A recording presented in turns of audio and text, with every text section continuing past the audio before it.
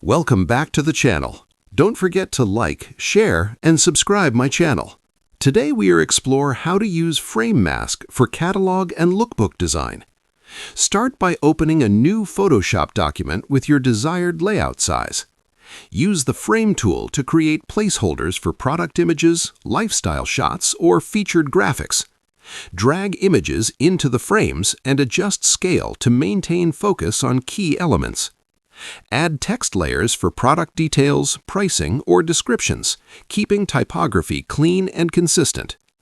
Optional tip: use repeated frame sizes for a cohesive look across pages. Group frames logically for easier navigation and updates. Practicing this workflow helps you quickly assemble professional